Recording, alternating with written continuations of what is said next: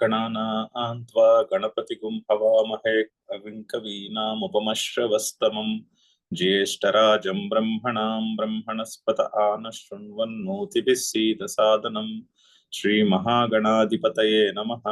सदाशिवसमारम्भां शङ्कराचार्यमध्यमाम् अस्मदाचार्यपर्यन्तां वन्दे गुरुपरम्पराम्।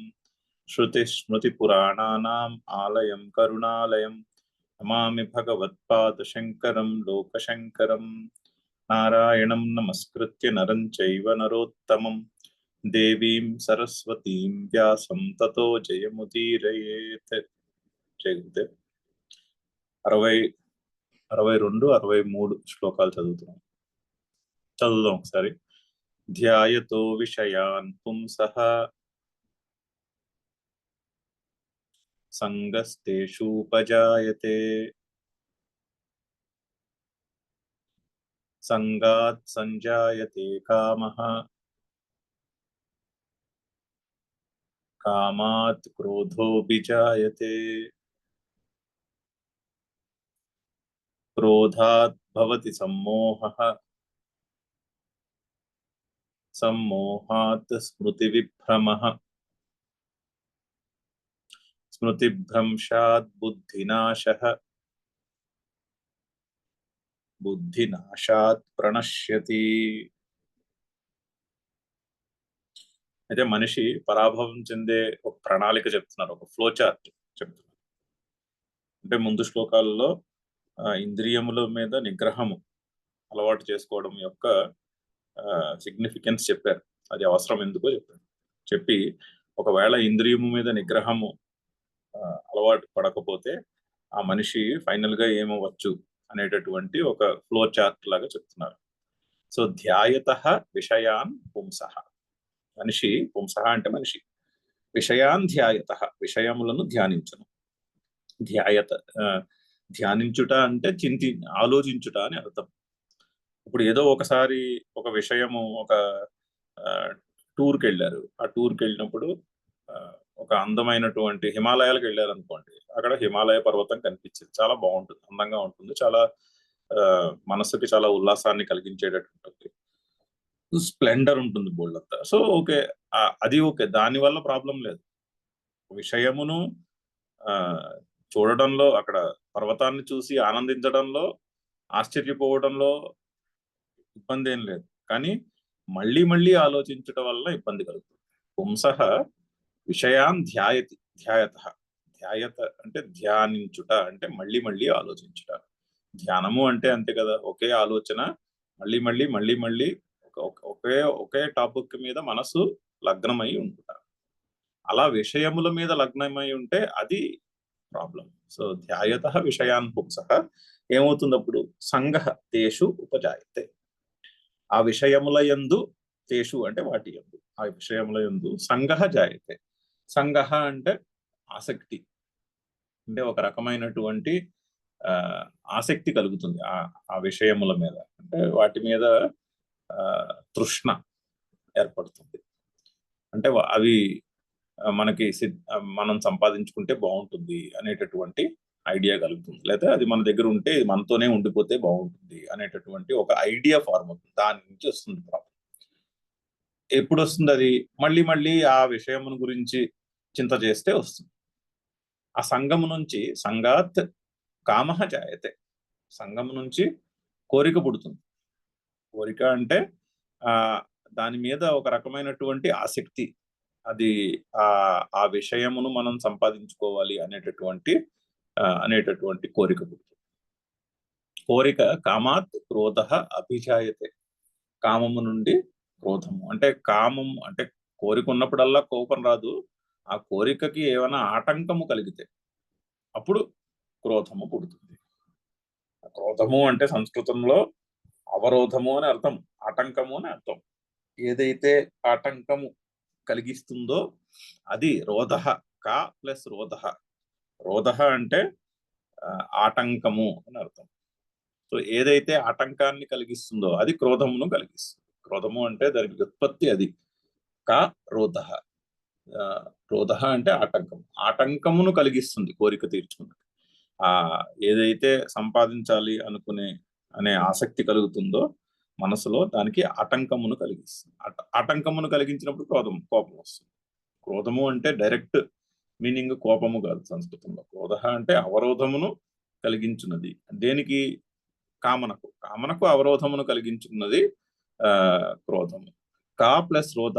కా అంటే ఆనందం, రోధ అంటే ఆటంకము. ఆనందానికి ఆటంకమును కలిగించున్నది కాబట్టి అది క్రోధమైనది. మనకి వ్యుత్పత్తి అది. సో ఎప్పుడు పుడుతుంది?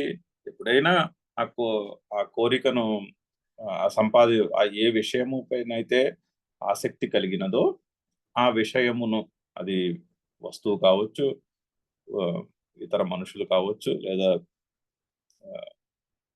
సంఘటనలు కావచ్చు, పరిస్థితులు కావచ్చు, అవి సంపాదించుకున్నట్టుకు ఆటంకము కలిగితే అప్పుడు కోపం పుడుతుంది. ఆ క్రోధం వచ్చినప్పుడు ఏమవుతుంది? క్రోధాత్ భవతి సమ్మోహ. క్రోధం నుండి సమ్మోహము. మోహము అంటే ఏది అవసరము, ఏది అనవసరము అనేటటువంటి విచక్షణా జ్ఞానము తొలగిపోవటం మోహము. ఒకదానిని మరొక దానిగా తీసుకొనుట, దాన్ని క్రోధము అంటారు. దుఃఖ కారణమును సుఖ కారణముగా తీసుకుంటా, అది మోహం. సో సమ్మోహ అంటే బాగా మోహము పుడుతుంది, అంతే కదా. కోపంలో ఉన్న మనిషి తన స్వభావానికి చాలా భిన్నంగా ఉంటాడు. కోపం వచ్చినప్పుడు, ఆ కోపము ఆవరించినప్పుడు తన స్వభావానికి చాలా భిన్నంగా ఉంటాడు మనిషి. అంటే ఏది చేయాలో ఏది చేయకూడదో ఆ విచక్షణ జ్ఞానం పోతుంది ఆ క్షణంలో. సో క్రోధము వలన సమ్మోహము. సమ్మోహాత్ స్మృతి విభ్రమ. స్మృతి చెడిపోతుంది సమ్మోహము వలన. స్మృతి అంటే మన బుద్ధిలో నెలకొల్పబడినటువంటి మంచి సంస్కారములు.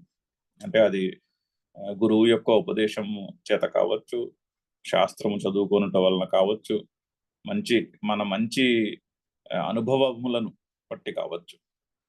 బుద్ధిలో ఒక రకమైనటువంటి మంచి సంస్కారం నెలకొల్పబడుతుంది. అంటే ఆ మంచి మాటల యొక్క స్మృతి ఉంటుంది బుద్ధిలో, దానికి స్మృతి అని పేరు. ఆ స్మృతి విభ్రమ, అది స్మృతి నశించిపోతుంది. అంటే అవసరమైనప్పుడు మంచి మాట గుర్తురాదు. ఏ విషయం చేయాలో అది ఆ కోపంతో ఉన్నప్పుడు ఆ మోహములో ఆ విషయం చేతికి అందిరాదు. స్మృతి భ్రంశాత్ బుద్ధినాశ.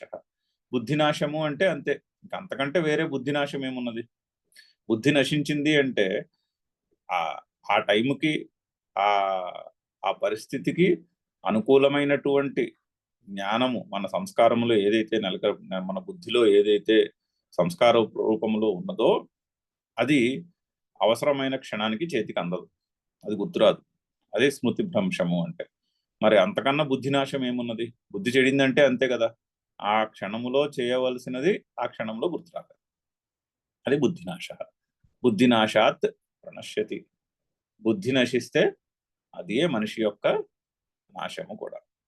అంటే సంపద పోయిందనుకోండి, సంపద మళ్ళీ కష్టపడి సంపాదించుకోవచ్చు. ఏదైనా చదువుకున్నది మర్చిపోయామనుకోండి, మళ్ళీ కూర్చుని చదువుకుని గుర్తు తెచ్చుకోవచ్చు, మళ్ళీ గుర్తు పెట్టుకోవచ్చు దాన్ని.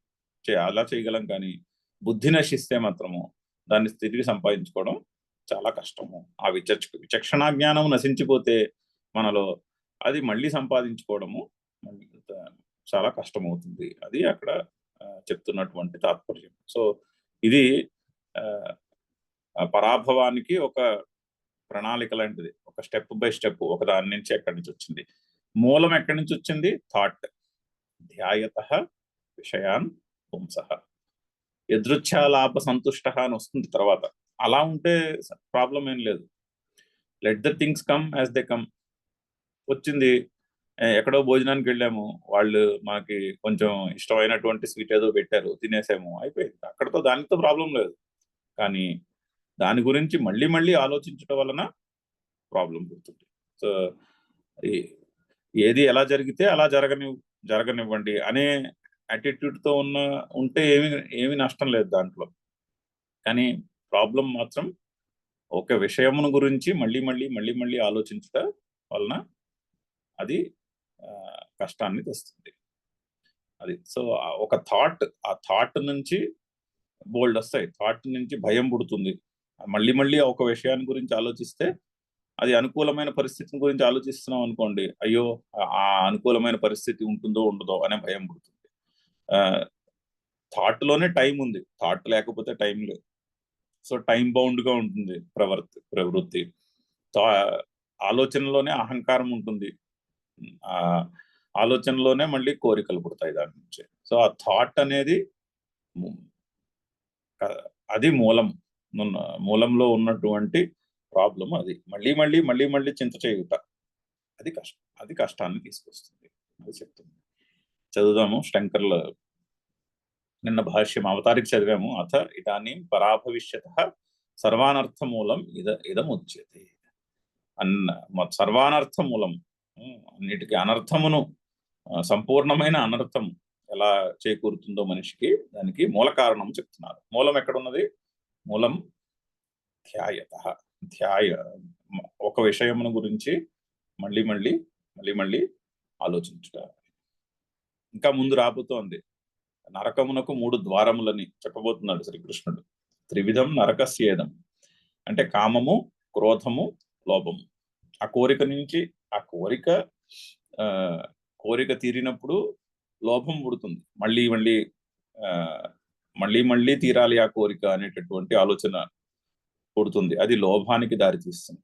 కోరిక తీరలేదనుకోండి, క్రోధం పుడుతుంది. సో కామము, క్రోధము, లోభము, వీటిని ఈ 3 కూడా నరకమునకు 3 ద్వారములు అని ముందు చెప్పబోతున్నాడు ఇక్కడ. సో ఇక్కడి నుంచి వచ్చింది, దానికి మూలము ఇక్కడ ఉంది. ఇక్కడ నుంచి ఆ తర్వాత కామయేష, క్రోధయేష, రజోగుణ సముద్భవ అని త్రివిధం నరకస్యేదం అనే శ్లోకాలు రాబోతున్నాయి. సో దానికి ఆ ఐడియాకి సెంట్రల్ ఐడియా ఇక్కడ చెప్తున్నాడు. చదువుతాం, శంకర్ల భాష్యం చదువుదాం. ధ్యాయతః చింతయతః. సో ధ్యాయతః అంటే చింతయత, చింతించువాడు అని, చింతించువానికి అని షష్ఠి ఏకవచనం. సో ధ్యానము అంటే చింత చేయుట, అంటే మళ్ళీ మళ్ళీ మళ్ళీ మళ్ళీ ఆలోచించుట. దేనిని? విషయాన్, శబ్దాది విషయ విశేషాన్ ఆలోచయతః. సో ధ్యాయతః అంటే అర్థం అది. విషయములను అంటే ఏమిటి విషయములు? శబ్దాది విషయ విశేషాన్ అంటే శబ్దము, శబ్ద స్పర్శ రూప రసగంధ విశేషములు అని అర్థం. విషయ విశేషములు అని అర్థం. ఆ విషయం అంటే ఇంద్రియములను ఆకర్షించు విషయములు అని అర్థం. శబ్దాది విషయ విశేషాన్ ఆలోచయతః, దాన్ని మళ్ళీ మళ్ళీ ఆలోచించువాడు, ఆలోచిస్తున్న వానికి. పుంసః అంటే పురుషస్య. పుంసః అనేది కూడా షష్ఠి విభక్తి ఏకవచనము. పుంసః అంటే పురుషస్య అని అర్థం, ఆ వ్యక్తికి. సో విషయములను గురించి అంటే శబ్ద స్పర్శ రూప రసగంధముల గురించి మళ్ళీ మళ్ళీ ఆలోచిస్తున్నటువంటి మనిషికి ఏం జరుగుతుంది? సంగః, ఆసక్తి, ప్రీతి తేషు విషయేషు ఉపజాయతే. సో ఆ విషయముల యందు, తేషు విషయేషు, తేషు అంటే విషయేషు, ఆ విషయముల యందు సప్తమి బహువచనం. ఆసక్తి, ప్రీతి. సంగః అంటే ఆసక్తి, ప్రీతి అని 2 పర్యాయ పదాలు చెప్తున్నారు. సంగము అంటే ఆసక్తి, అంటే అటాచ్మెంట్. ప్రీతి, ఆసక్తి అన్న ప్రీతి అన్న కూడా అటాచ్మెంట్. ఇక్కడ ప్రీతి అంటే తెలుగులో ప్రేమకి ఈక్వలెంట్ అని అర్థం చేసుకోకూడదు. ఇక్కడ ప్రీతి అంటే సంస్కృతంలో అటాచ్మెంట్ అని అర్థం. అది డెవలప్ అవుతుంది. అంటే అదే వాల్యూ సిస్టమ్ ని క్రియేట్ చేస్తుంది మనిషికి. ఆ సంఘము మనిషి యొక్క వాల్యూ సిస్టమ్ ని ఈ ఐడియాల ఎడల ఉన్నటువంటి అటాచ్మెంట్ డ్రైవ్ చేస్తుంది వాల్యూ సిస్టమ్. సో మళ్ళీ మళ్ళీ మళ్ళీ మళ్ళీ ఆలోచించటం వలన దాన్ని ఆ విషయముల ఎడల ఆసక్తి పెరుగుతుంది, అంటే అటాచ్మెంట్ పెరుగుతుంది. అదే మనిషి యొక్క వాల్యూ సిస్టమ్ ని కూడా డ్రైవ్ చేస్తుంది. ఇదే ప్రిన్సిపల్ ని అడ్వర్టైజ్మెంట్లు వాళ్ళు వాడుతూ ఉంటారు. ఆ అడ్వర్టైజ్మెంట్ అందుకే మనకి టీవీలో మళ్ళీ మళ్ళీ మళ్ళీ మళ్ళీ చూపిస్తారు. అంటే ఏంటంటే ఒక ఐడియా ఫామ్ చేస్తున్నారు. ఇప్పుడు హార్లిక్స్ అమ్మాలనుకోండి, ఆర్ కాంప్లైన్ తినాలనుకోండి, ఆ కాంప్లాన్ తింటే చిన్నప్పుడు యాడ్ వచ్చేది కదా, ఆమె కాంప్లాన్ బాయ్. అంటే ఆ కాంప్లాన్ తింటే వీళ్ళు పొడుగ్గా అయిపోతారు అనే ఒక ఐడియాని మన బుర్రలో నెలకొల్పాలి. అదేమి సైంటిఫికలీ ప్రూవెన్ ఫ్యాక్ట్ ఏం కాదు కదా అది, అసలు కానే కాదు. కానీ ఆ కాంప్లాన్ అమ్మట్లేదు వాళ్ళు, ఆ ఐడియా అమ్ముతున్నారు. అంటే ఆ యాడ్ మళ్ళీ మళ్ళీ మళ్ళీ మళ్ళీ చూసి ఆ ఆ యాడ్ లో చూపిస్తున్న ఐడియా, అంటే కాంప్లాన్ అదేదో ఆ పదార్థమును భుజిస్తే మనిషి పొడుగ్గా అయిపోతాడు, అంటే పొడుగ్గా అయితే బాగుంటుంది అనే ఒక ఐడియాని మనసులో నెలకొల్పుతున్నారు చూడండి. ఆ యాడ్ చూడకముందు ఆ పొడుగ్గా అవ్వాలని కోరిక ఉండకపోవచ్చు అసలు మనిషిలో. కానీ ఆ యాడ్ 10 సార్లు చూసిన తర్వాత, అంటే ఆ ఐడియా గురించి 10 సార్లు ఆలోచిస్తాం.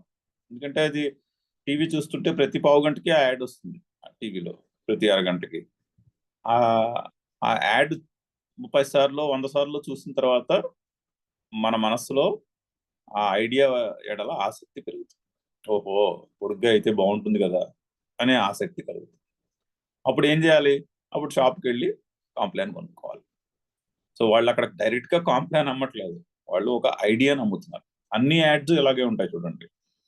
లక్స్ సబ్బు, పియర్స్ సబ్బు, అంటే వాళ్ళు అక్కడ లక్స్ సబ్బునో పియర్స్ సబ్బునో అమ్మట్లేదు, ఆ యాడ్ లో ఒక ఐడియా అమ్ముతున్నారు. ఓ ఇలా ఉంటే బాగుంటుంది అనే ఒక ఐడియా అమ్ముతున్నారు. సో ఇండైరెక్ట్ గా ఏంటంటే ఆ ఆ ఐడియా మన మనసులో నాటుకుంటే అప్పుడు షాప్కి వెళ్ళి ఆ సబ్బును కొనుక్కొని తెచ్చుకుంటాం. సో యాడ్స్ లో ఇదే కాన్సెప్ట్ మూలం. ప్రతి అడ్వర్టైజ్మెంట్ లోనూ వాళ్ళు ఆ, వాళ్ళు అచీవ్ చేయాలనుకుంటున్నటువంటి ఆబ్జెక్టివ్ ఇది. మనిషి మనస్సులో ఆ ఆలోచన కలిగించాలి, మళ్ళీ మళ్ళీ మళ్ళీ మళ్ళీ ఆ ఆలోచన చేసేటట్టు చేయాలి మనిషిని. అప్పుడు ఆటోమేటిక్ గా ఆ ఆ ఐడియా ఎడల, ఆ విషయము ఎడల ఆసక్తి పెరుగుతుంది. తేషు విషయేషు ఉపజాయతే. అప్పుడు ఏమవుతుంది? సంగాత్ ప్రీతే సంజాయతే సముత్పద్యతే. సంగము నుండి సంగము వలన ఆసక్తి, అప్రీతి వలన, ప్రీతేహే అప్రీతి వలన సంజాయతే. సంగాత్ సంజాయతే, ఏమిటి పుడుతుంది? సముత్పద్యతే. సంజాయతే అంటే సముత్పద్యతే, అది పుడుతుంది. ఏమిటి పుడుతుంది? కామః, తృష్ణ, కామం పుడుతుంది. కామము అంటే చాలా చక్కటి ఎక్స్ప్లెనేషన్. తృష్ణ అంటే ఆ ఆ విషయమును సంపాదించుకుంటే బాగుంటుంది అనేటటువంటి తృష్ణ, ఆ తృష్ణ కలుగుతుంది ఆ మనస్సులో. ఈ తృష్ణకి కూడా డైరెక్ట్ గా తెలుగులో ట్రాన్స్లేట్ చేయడం కష్టం దాని వ్యుత్పత్తిని. తృష్ణ అంటే ఒక పదంలో చెప్పలేము. తృష్ణ అంటే ఆ విషయమును సంపాదించుకుంటే బాగుంటుంది అనే ఐడియా. చాలా చక్కని పదము. దానికి డైరెక్ట్ ట్రాన్స్లేషన్ ఏమిటో మరి తెలియదు నాకు. అంటే దాన్ని ఎక్స్ప్లెయిన్ చేయాలంటే ఆ విధంగా ఎక్స్ప్లెయిన్ చేయాలి. ఆ విషయమును సంపాదించుకుంటే బాగుంటుంది అనేటటువంటి ఒక తృష్ణ, ఆసక్తి కలుగుతుంది. అది కామ అంటే. కామము అంటే తృష్ణ. అయితే అది తృష్ణ ఉంటే ఏమవుతుంది? కామాత్ కుతశ్చిత్ ప్రతిహతాత్ క్రోధః అభిజాయతే. ఆ కామము కుతశ్చిత్ ప్రతిహతాత్, అంటే ఆ తృష్ణకి, ఆ తృష్ణ ఉంటే వెంటనే క్రోధం పుట్టేది. ఎప్పుడు పుడుతుంది? దానికి ఎప్పుడైనా ఆటంకము కలిగితే. కుతశ్చిత్ ప్రతిహతాత్, ఆ ఆ కామమునకు, ఆ తృష్ణకు ఎప్పుడైనా ఆ ఆటంకము కలిగితే అప్పుడు క్రోధము ఆ, పుడుతుంది. క్రోధ అభిజాయతే. అయితే క్రోధం పుడితే ఏమవుతుంది? నెక్స్ట్ శ్లోకం యొక్క భాష్యములో ఉంది. క్రోధాత్ భవతి సమ్మోహః. క్రోధము వలన సమ్మోహము. సమ్మోహం అంటే ఏంటో ఎక్స్ప్లెయిన్ చేస్తున్నారు. అవివేకః కార్యకార్య విషయః.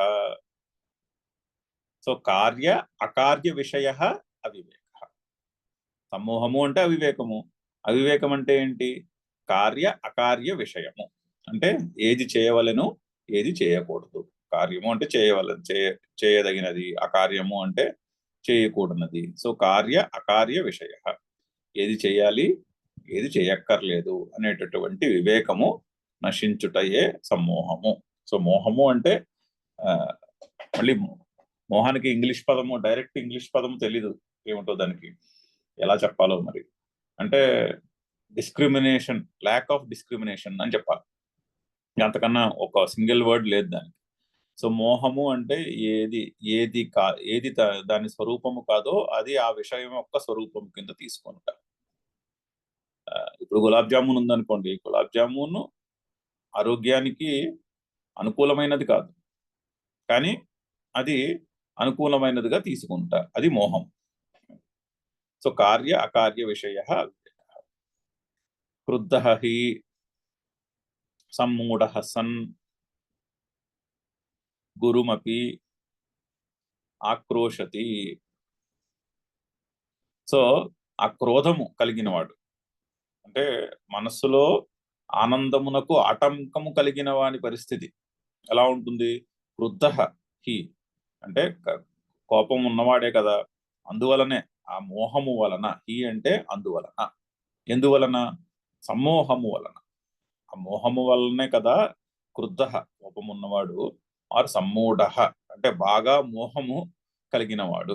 సమ్మోహః మోహము, ఆ సమ్మోహము ఉన్నవాడు సమ్మూఢః. ఒకటి క్వాలిటీ, రెండు ఆ మనిషి యొక్క స్టేట్. సమ్మోహము ఉన్నవాడు సమ్మూఢః. సో సమ్మూఢః సన్ ఏం చేస్తాడు? గురుమపి ఆక్రోశతి. మోహము ఉన్నవాడే కదా గురువును కూడా తిట్టే అవకాశం ఉన్నది. ఇప్పుడు ఒకడు గురువుని తిట్టుకుంటున్నాడు అంటే ఏమిటి? ఏది చేయాలో ఏది చేయకూడదో ఆ విచక్షణ జ్ఞానం పోయింది.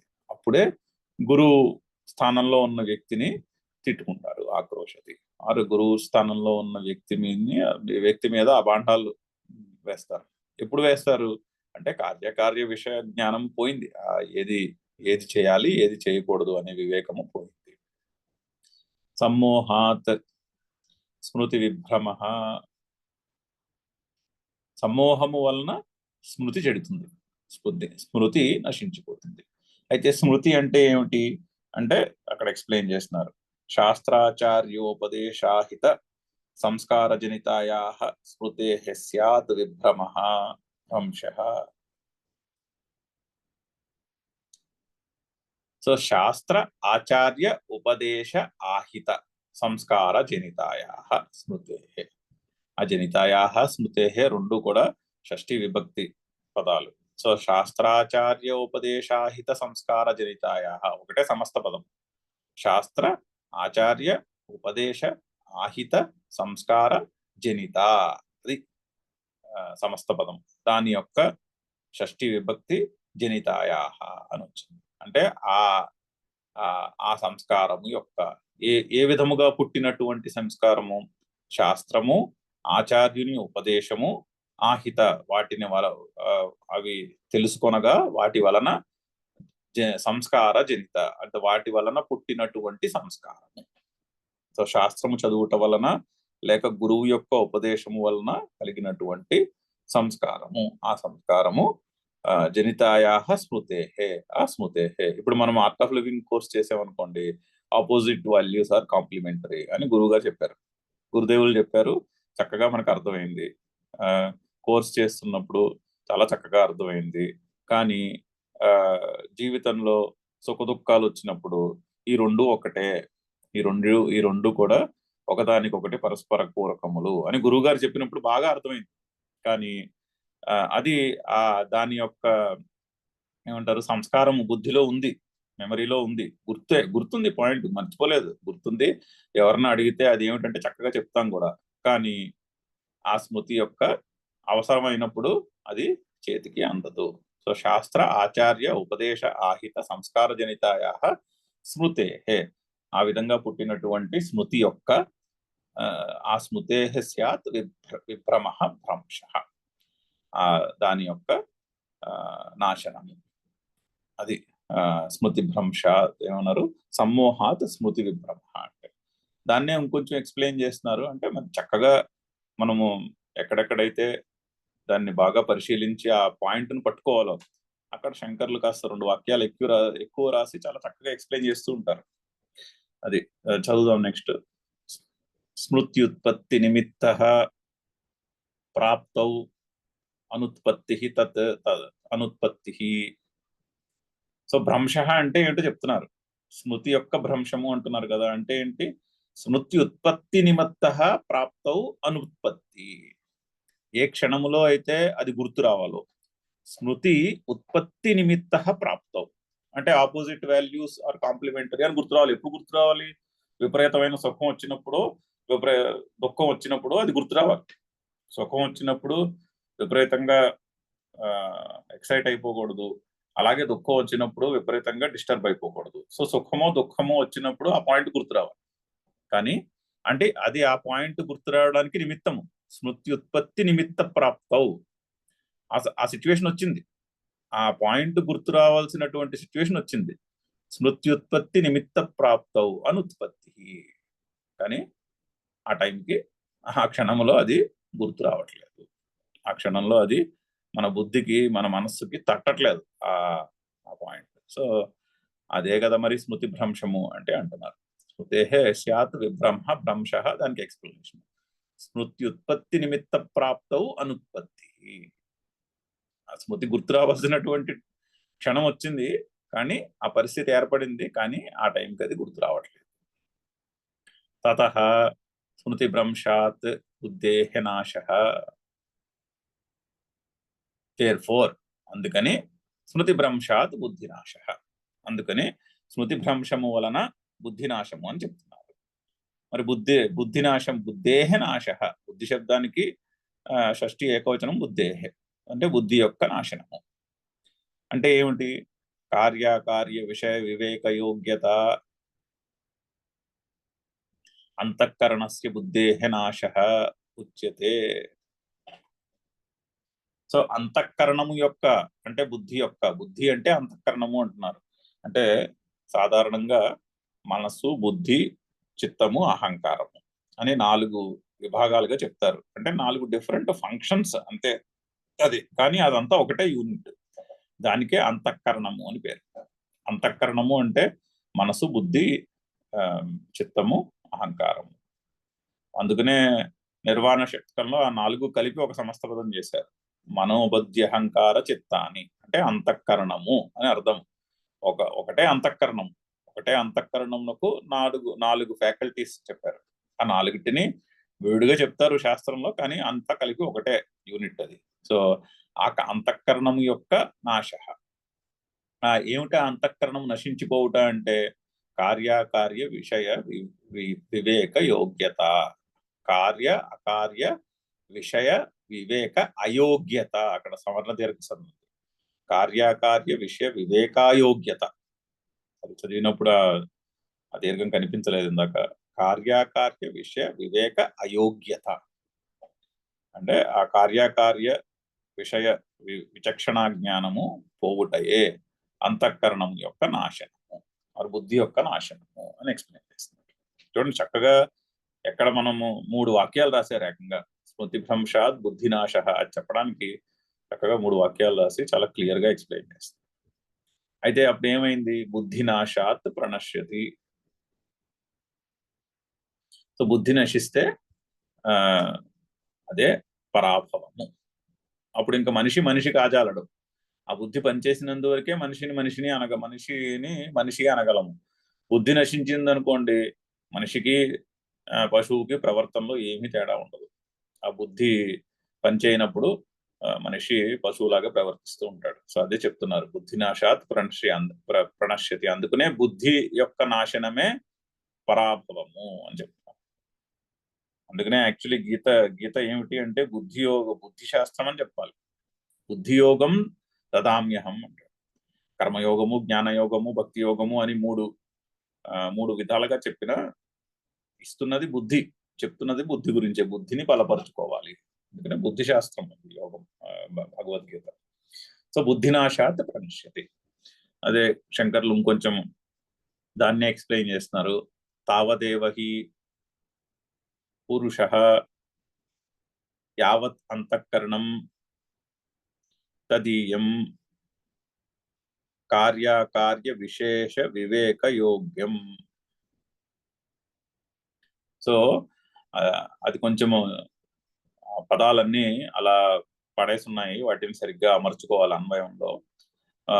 హీ అందువలననే, ఈ ముందు పెట్టేసుకుంటే సెంటెన్స్ అందువలనే పురుష యావత్ అంతఃకరణం కార్యాకార్య విశేష వివేక యోగ్యం తదీయం తావదేవ.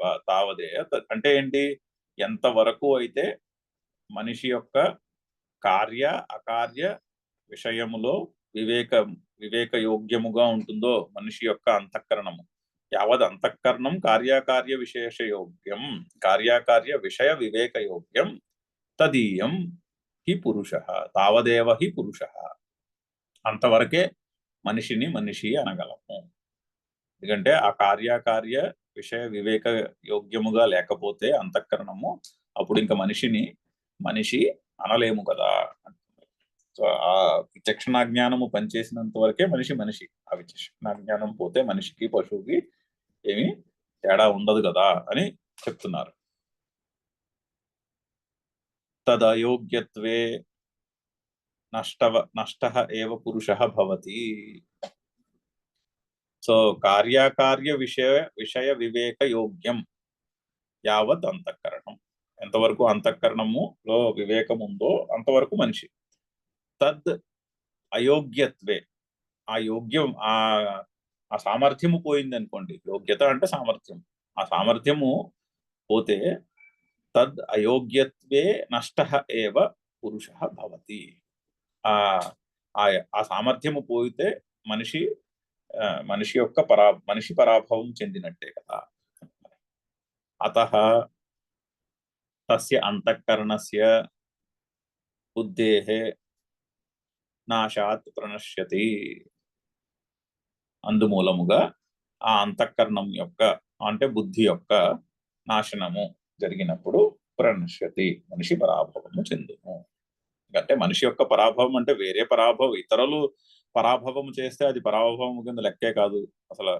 ఎందుకంటే ఇందాకనే చెప్పుకున్నాం కదా, ఆపోజిట్ వాల్యూస్ ఆర్ కాంప్లిమెంటరీ. జయము అపజయము అవి రెండు కాంప్లిమెంటరీ, అవి పరస్పరము పూరకములు. సో ఎవరి చేతిలో అయినా పరాభవం చెందేమనుకోండి, అదేం పరాభవం, అది పరాభవమే కాదు. కానీ అంతఃకరణము బుద్ధి నశించింది అనుకోండి, అది అసలైనటువంటి పరాభవము. తస్య అంతఃకరణస్య బుద్ధేః నాశాత్ ప్రణశ్యతి. అదే పరాభవం అంటే, ఇంక వేరే పరాభవం ఏమి లేదు. ఏమిటి పరాభవము? పురుషార్థాయోగ్యః భవతి ఇత్యర్థః. పురుషార్థ అయోగ్యః భవతి. సో పరమ పురుషార్థం ఏమిటి? మోక్షము. ఆ మోక్షమునకు సామర్థ్యము పోతుంది. అది పరాభవం అంటే. పరాభవం అంటే ఇక్కడ ఈ కాంటెక్స్ట్ లో మోక్షానికి సామర్థ్యము పోవటయే పరాభవము. ఆ పరాభవమును మనిషి పొందుతాడు. చాలా చక్కని శ్లోకములు. సైకాలజీ ఆఫ్ ఫెయిల్యూర్ ఎలా ఉంటుందో చాలా చక్కగా 2 శ్లోకాల్లో ఒక పెద్ద వాక్యంలో కూర్చిపెట్టారు. చదువుదాం ఇంకొకసారి శ్లోకము. ధ్యాయతో విషయాన్ పుంసః సంగస్తేషు ఉపజాయతే సంగాత్ సంజాయతే కామః కామాత్ క్రోధోభిజాయతే క్రోధాత్ భవతి సమ్మోహః సమ్మోహాత్ స్మృతి విభ్రమః స్మృతిభ్రంశాత్ బుద్ధినాశః బుద్ధినాశాత్ ప్రణశ్యతి. తర్వాత శ్లోకం చదువుతాము. రాగద్వేష వియుక్తైస్తు విషయాన్ ఇంద్రియైశ్చరన్ ఆత్మవశ్యైర్విధేయాత్మా ప్రసాదమధిగచ్చతి. అయితే ముందు నెగిటివ్ చెప్పారు కదా, నెగిటివ్ ఫలం చెప్పారు. విషయముల గురించి మళ్ళీ ఆలోచిస్తే ఫైనల్లీ ప్రణశ్యతి అని చెప్పారు. అయితే దానికి ఆపోజిట్ చెప్తున్నారు. దానికి ఆపోజిట్ ఏమిటి? దానికి ఆపోజిట్ ప్రసాదము. ఒక ఒక ఒక సైడ్ రిజల్ట్ పరాభవము, మరొక సైడ్ రిజల్ట్ ప్రసాదము. ప్రసాదము అంటే సంస్కృతంలో ప్రసాదము అన్న పదమునకు ప్రసన్నత అని అర్థం. రెండు విధాలుగా అర్థం చేసుకోవచ్చు. నీరు తేటగా ఉందనుకోండి, అంటే నీరు అలాగా నిశ్చలంగా ఉంటే, క్లీన్ గా ఉంటే, కింద మీరు కాగితం మీద రాసింది ఏమైనా పడేస్తే మీరు పైనుంచి కింద కాగితం మీద ఏం రాసిందో చదవచ్చు. అది ప్రసన్నత. నీళ్లు స్వచ్ఛత, అలా స్వచ్ఛముగా ప్రసన్నముగా ఉంది నీరు. సో ఆ విధంగా ఉన్న మనస్సుకి ప్రసాద అని పేరు. సో ఈ ప్రసాద అంటే మోక్షమునకు కారణమవుతుంది ప్రసాదం. అదే మోక్షం. అంటే మనసు నిశ్చలముగా నిర్మలముగా ఉంటుంది, అంతఃకరణము నిర్మలముగా నిశ్చలముగా ఉంటుంది. అదే ప్రసాదము అంటే. ఈ ప్రసాదమే మోక్ష కారణం అవుతుంది. ఎందుకంటే పురుషార్థ అయోగ్య భవతి అని చెప్పారు కదా. మరి పురుషార్థ యోగ్యత సామర్థ్యం అంటే ఏమిటి అంటే మనస్సు ప్రసాదం అవుతా. ఈ ప్రసాద, అందుకే ప్రసాదము ఎప్పుడు కామర్స్ కాకూడదు. గుళ్ళో చాలా చోట్ల ప్రసాదాన్ని అమ్మరు, చాలా చోట్ల సాధారణంగా. తర్వాత వచ్చింది రీసెంట్ టైమ్స్ లో ప్రసాదాన్ని అమ్మడం అనేది. ఒరిజినల్ గా ప్రసాదాన్ని అమ్మరు, ఎందుకంటే ప్రసాదాన్ని డబ్బు పెట్టుకొనుకుంటే అది కామర్స్ విషయం అయిపోయింది. సో ప్రసాదము మోక్ష కారణము, అందుకని ఆ ప్రసాదమునకు ఇంపార్టెన్స్ వచ్చింది. కానీ తినేది ప్రసాదం అని కాదు. తర్వాత అది అలాగా లౌకికంగా ఆ వాడుకో వచ్చేసింది. కాకపోతే అక్కడ ప్రసాదము అంటే మోక్షమునకు కారణం. తినే వస్తువు మోక్షానికి కారణం ఎలా అవుతుంది? అవ్వదు. కానీ మనస్సులో ప్రసన్నత ఉండాలి. ప్రసన్నత, ఆ ప్రసన్నతయే ప్రసాదము. అయితే దీనికి శంకర్ల ఇంట్రొడక్షన్ చూద్దాం. చూడండి, చాలా చక్కగా ఇంట్రడ్యూస్ చేస్తారు ఈ శ్లోకాన్ని. సర్వానర్థస్య మూలముక్తం విషయాభిధ్యానం. సో ముందు గడిచిన శ్లోకాల్లో సర్వానర్థస్య మూలం ముక్తం. సర్వానర్థానికి అంటే పరిపూర్ణమైన పరాభవానికి మూలం చెప్పారు. ఏమిటి? విషయ అభిధ్యానం. ధ్యాయతో విషయాన్ పుంసః అని మొదలు పెట్టారు. విషయములు గురించి మళ్ళీ ధ్యానించుట, అంటే మళ్ళీ చింతించుట అని అర్థం, ఆలోచించుట. అది సర్వానర్థస్య మూలం. ఇప్పుడేం చెప్తున్నారు మరి? దానికి ఆపోజిట్ చెప్తున్నారు. అథ ఇదానీం మోక్ష కారణం ఇదముచ్యతే. ముందు సర్వానర్థానికి మూలం చెప్పి ఇప్పుడు మోక్షానికి మూలం చెప్తున్నారు. అయితే ఇది మోక్షమునకు మూలం అవుతుంది. ఏమిటది? ప్రసాదం. ఏమిటా ప్రసాదము? చక్కగా ఎక్స్ప్లెయిన్ చేస్తున్నారు. రాగద్వేష వియుక్తై ఆ తూ ముందు పెట్టేసుకోవాలి. తూ విడగొట్టి అన్వయంలో ముందు పెట్టేసుకోవాలి. తూ అంటే ఆన్ ది అదర్ హ్యాండ్. ముందు పరాభవానికి కారణం చెప్పేశారు కదా. అది ఏమిటది? విషయం యొక్క ధ్యానము. విషయముల గురించి మళ్ళీ ధ్యానిస్తూ ఉండుట, చింత చేస్తూ ఉండుట. ఆన్ ది అదర్ హ్యాండ్, దానికి ఆపోజిట్ గా ఆన్ ది అదర్ హ్యాండ్ రాగద్వేష వియుక్తై విషయాన్ ఇంద్రియై చరణ్ ఆత్మవశ్యై విధేయాత్మ ప్రసాదం అధిగచ్చతి. అయితే ఒకడు ఆన్ ది అదర్ హ్యాండ్ ప్రసాదమును పొందుతాడు, అంటే మోక్షమునకు కారణమును ఆ సామర్థ్యమును పొందుతాడు. ఏమిటది? ప్రసాదం. మనస్సు ప్రసన్నతగా ఉండుట. ఎలా వస్తుంది? రాగద్వేష వియుక్తై ఇంద్రియై విషయాన్ చరణ్. అంటే విషయములను భోగించుకుండుట కాదు.